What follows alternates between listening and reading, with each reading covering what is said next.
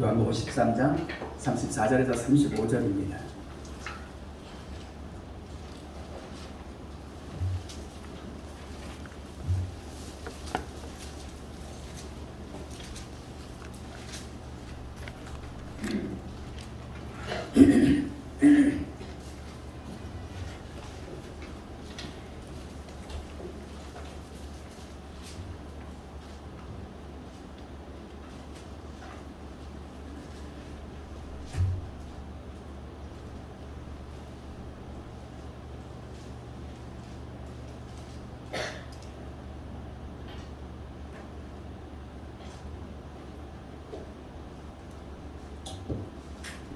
요한복음 13장 34절에서 35절 말씀 봉독합니다.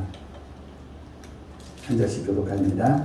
새 계명을 너희에게 주노니 서로 사랑하라. 내가 너희를 사랑한 것 같이 너희도 서로 사랑하라. 너희를 서로 사랑하나 이로써 모든 사람이 너희가 내 제자인 줄 알리라. 아멘.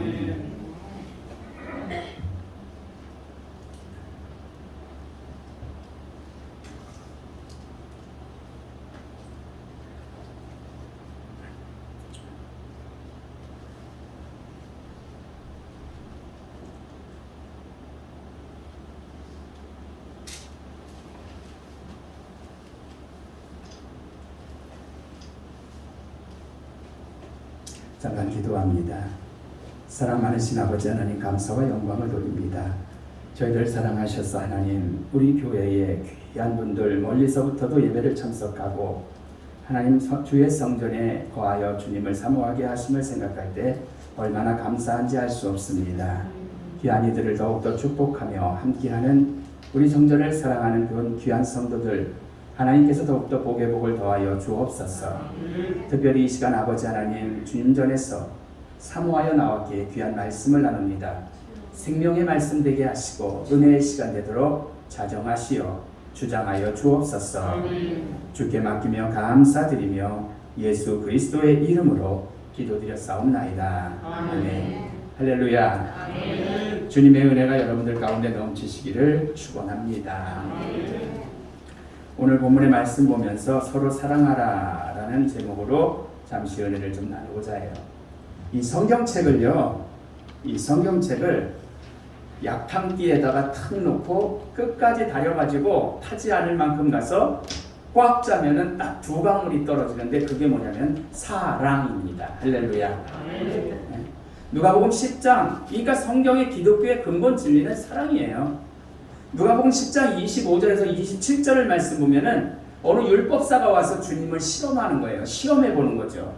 내가 무엇을 해야 영생을 얻으리까? 라고 얘기를 하니까 예수 그리스도께서 뭐라 그러셨어요? 하나님 사랑하고 이웃을 사랑해라 라고 딱 두 가지로 성경 전체를 압축해서 말씀을 하시는 거예요. 그래서 하나님은 어떻게 사랑하느냐?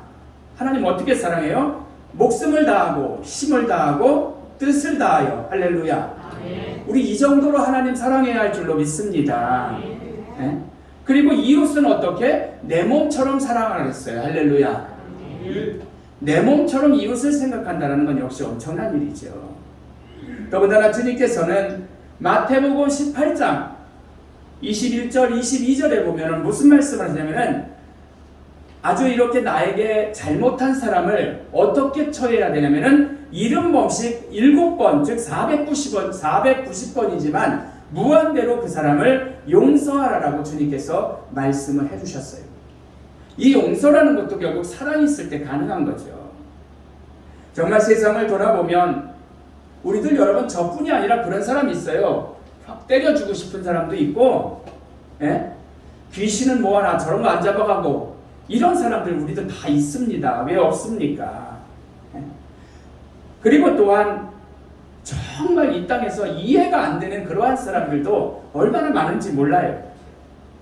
그런 사람들에게 우리가 주님께서는 무한대로 다 용서하라고 하셨는데 과연 그런 사람들 용서가 되냐라는 거죠. 우리가 마태복음 5장 44절을 보면은 주님께서 또 한 수 더 뜨십니다. 원수를 사랑하라라고 말씀하시거든요. 여러분 원수를 어떻게 사랑해요 우리가? 나를 박해하는 자를 위해서 기도하라 라고 또 말씀하세요.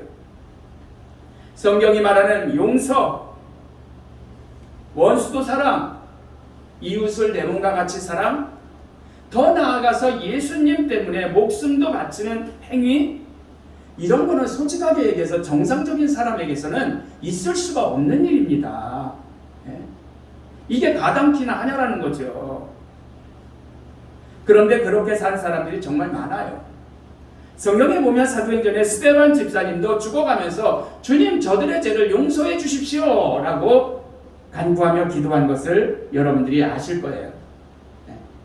그리고 순고두잖아요. 자기를 돌로 쳐 죽이는 사람들, 지네들 천국 가게 하도록 어떻게 해요? 하나님의 말씀으로 가르치는 데 와서 기껏 고맙다고 조아리고 인사하지는 못한다며 돌을 던져 죽이잖아요. 그런 사람을 위해서 저들의 죄를 용서해 달라고 간구하는 스데반 집사를 우리가 보잖아요. 여러분, 우리나라에도 복음을 전하러 오신 선교사님들이 초창기에 돌 맞아 죽고 다 잡혀서 죽었습니다. 그러면서 성경책 던져주고 그 성경을 읽고 우리나라 사람들이 어떻게 됐어요? 구원받아서 최초의 신자가 되기도 하고. 여러분, 주님의 제자들 역시 목숨도 두려워하지 않고 복음을 전하다가 하나님 품으로 다들 가셨잖아요. 가만히 생각해보면 이러한 사랑의 일은 절대로 정상적인 사람이 할 수 없는 줄로 믿습니다. 이런 걸 우리가 정상적인 사람이 어떻게 돼요? 그럼 어떻게 이런 일을 진짜 그들은 행하는 걸까? 그 이면을 보면은 성령을 받을 때 가능한 줄로 믿습니다. 할렐루야. 오늘 집사님께서 찬양을 하시는데 성령에 대한 찬송을 해주셔서 제가 얼마나 감사했는지 몰라요. 성령이 충만하면 능력도 나타나는 줄로 믿습니다. 병자도 고침을 받죠. 원수도 사랑하게 되죠. 이게 바로 어떻게? 성령이 충만하면, 임하면 가능하다라는 거죠. 사도행전 2장 3절을 보면은요, 어떤 일이 있냐면은 주님의 제자들이 마가의 다락방에 이렇게 모인 거예요. 그들은 본인들의 대장이었죠. 뭐 일본말로 말하면 오야봉이라고 할까? 그분이 누구예요? 예수 그리스도였잖아요. 수장이었던 예수께서 힘없이 십자가에 달려서 탁 돌아가시고 났으니까 이 사람들은 희망이 더 이상 없으니까 어때요? 3년 따라다니다가 다 뿔뿔이 흩어져 버렸습니다. 그러다가 마가의 다락방에 주님이 살아나신 것을 알고 함께 모였던 거죠. 그러던 중 이들은 거기서 할 게 뭐밖에 없어요? 기도밖에 없죠. 기도 열심히 하던 중에 성령의 충만함을 받는 거예요. 놀라운 역사가 나타납니다. 할렐루야. 그로 인해서 제자들은 두려움이 없어져 버렸어요. 목이 잘려 죽어도 두려움 없이 용서하는 일을 다 실천하고 사랑하는 이들을 실천하고 놀라운 역사를 나타내는 그들. 위에서 말씀드렸지만 성령 충만함을 마가의 다락방에서 받으니까 그 이후로 원수도 사랑하는 일, 용서하는 일 다 실천을 하는 거예요. 여러분, 이러하심의 비결은 바로 성령 충만이었음을 믿으시기를 바랍니다. 갈라디아서 5장 22절에서 23절에 보면은 성령의 9가지 열매가 있어요. 그냥 신실하게 양심 도덕적으로 사는 사람들은 흉내낼 수도 없는 거예요. 이건 여러분, 어느 정도 흉내는 낼 수 있겠지만 완전히 온전해지게 그것을 행할 수는 없습니다. 그 9가지의 열매를 보면은 사랑, 희락, 화평, 오래 참음, 자비, 양성, 충성, 온유, 절제라는 9가지 열매가 있어요. 성령의 충만함을 우리가 받는다라면 이러한 9가지의 열매가 임하기 때문에 원수도 사랑하게 되는 줄로 믿습니다. 여러분, 오늘 본문도 그래요. 뭐라 그래요? 서로 사랑하라. 할렐루야. 그렇게 말씀하시면서 주님께서 우리를 사랑하신 것처럼 계명으로 주는 것이다 라고 말씀하십니다. 그렇게 실천하면 너희가 내 제자인 줄을 세상 사람들이 알리라 라고 또 말씀을 하셔요. 저는 이 말씀을 전도라고 봅니다. 왜? 내가 예수를 잘 믿고 내가 성령의 9가지 열매 가운데 사랑의 은사를 가졌다라고 한다면은 세상 사람들이 그걸 보면서 어떻게 해요? 쟤는 예수 믿으면서 진짜 사랑을 하네? 쟤는 진짜 희락이 있고 기쁨이 있네? 이것을 알게 되니까 세상 사람들이 나도 예수 믿어야 되겠구나 이렇게 된다라는 거예요. 할렐루야.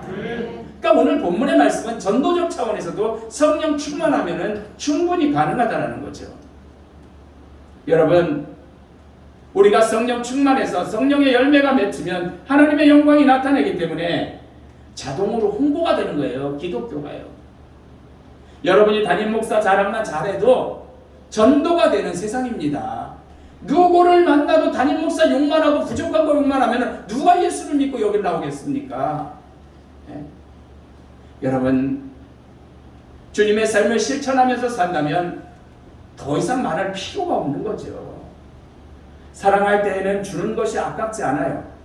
연애들 해보셨잖아요. 다 결혼하신 분들. 좋으니까 결혼하셨을 거 아니에요. 네? 여러분, 사람을 사랑하게 되면요, 뭘 줘도 아깝지를 않아요. 그렇지만 여러분 어떻습니까? 사랑하지 않을 때에는 조그만 것도 주기 싫어요. 줬던 것도 뺏고 싶어요. 부모는 자식을 사랑하기 때문에 모든 것을 아낌없이 주잖아요. 여러분, 바다에서 아버지와 두 아들이 낚시를 하고 있었어요. 이거 싫어하거든요. 형제가 모두 바다에 뛰어들어 놀고 있는데 상어떼가 밀려왔습니다. 아버지가 소리를 지르며 아들들을 불렀지만 아들은 물 밖으로 나오지 못했어요. 들리지도 않고 좋으니까. 시간적 여유도 없었고요. 두 아들보다 상어가 더 빨리 아들 쪽으로 오는 것을 본 아버지는 칼로 어떻게 했어요? 자기의 칼로 팔을 탁 베가지고 피를 흘리게 아들 반대쪽으로 흘려서 두 아들을 살려냈어요. 걔네들은 피를 보고 피냄새를 하잖아요. 실제로 쿠바 해역에서 있었던 일로 아버지의 자식 사랑을 보여주는 그런 예입니다.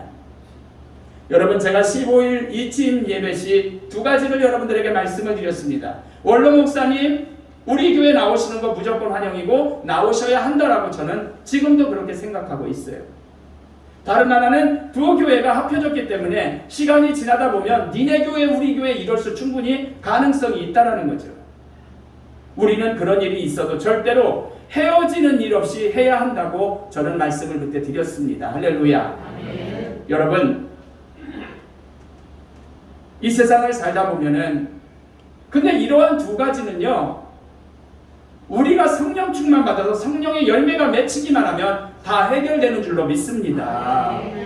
원로 목사님이 오는 게 내가 왜 불편해야 돼요? 40년을 목회하신 분인데 예배 드리러 갈 데도 없는데, 그리고 하나님 안에서 한 형제자매인데 니네 교회 우리 교회가 어디 있습니까? 그러니까 우리가 성령 충만함만 받으면 이런 것들이 다 해결되는 줄로 믿습니다. 여러분, 이 세상을 살아가면서 외수덩어리 없는 데가 어디 있어요? 예? 어떤 분들은 또 자기하고 같이 자는 사람이 외수덩어리라고 얘기를 하기도 하더라고요. 예? 그리고 정말 보기도 싫은 사람들도 있습니다. 하지만 우리가 성령 충만하며 원수도 사랑하기 때문에 모든 것은 문제가 되지 않는 줄로 믿습니다. 우리가 얼마나 죄인인지 잘 아실 거 아니에요. 내가 지옥 갈 수밖에 없는 죄인이었기 때문에 나를 위해서 이 땅에 오셔서 십자가를 지시고 대신 죽으신 주님의 사랑을 여러분들이 잘 아시잖아요. 네? 내가 지옥에 갈 수밖에 없는 죄인이었지만 나를 위해서 이 땅에 오셔서 십자가를 대신 지고 죽으신 주님의 사랑을 여러분들이 다 아십니다. 성경은 주님이 나를 사랑하신 것처럼 이웃을 사랑하라라고 분명히 우리에게 말씀해주고 계십니다. 이러한 일은 어느 때 가능하다? 성령이 충만할 때 원수도 사랑하는 것처럼, 사랑할 수 있는 것처럼 가능한 줄로 믿습니다. 여러분, 모디 선생님 알죠? 모디 목사님. 이분은 중학교도 못 나온 분이었어요. 언젠가 설교를 듣는 교인들에게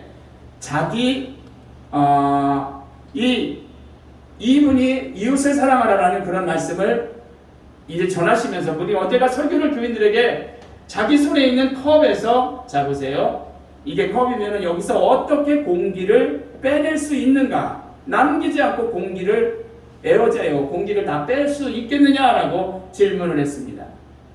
어떤 사람이 모디 목사님에게 얘기를 하는 거예요. 공기 펌프로 싹 뽑아버리면 됩니다 라고 대답을 했어요. 그때 모디 목사님은 뭐라 그래요? 그렇게 해서 진공이 되면 컵이 깨집니다.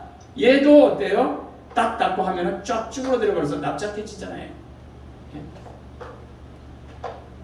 많이 빗나간 대답들이 있으는 무디 목사님은 미소를 지으면서 이 컵을 놓고 주전자를 들어서 물을 쫙 부어버렸어요. 자, 보세요. 공기는 조금 더 남아있지 않습니까? 여기 공기 없잖아요. 이거는 새 거는 우리 권사님 새 거 놔주셨는데, 모든 사람들이 고개를 끄덕이며 감탄할 때에 무디 목사님은 그리스도인이 생활에서 공기를 빼려고 하듯이 죄를 제거하려는 것은 불가능합니다. 오로지 성령으로 충만히 채워진다라면 죄를 제거하고 승리의 삶을 살 수가 있습니다 라고 말씀하더랍니다. 할렐루야. 여러분, 결론적으로 말씀을 드리고 마칩니다. 우리의 인간적인 것들, 부족한 것들, 죄악에 가득 찬 것들이 있지만 성령이 충만하다면 인간적인 죄 그리고 모든 것이 다 사라지게 되는 줄로 믿습니다. 귀한 성령의 열매가 맺히게 되면 가능하다는 거죠. 이웃을 내 몸처럼 사랑할 수 있게 된다는 거죠.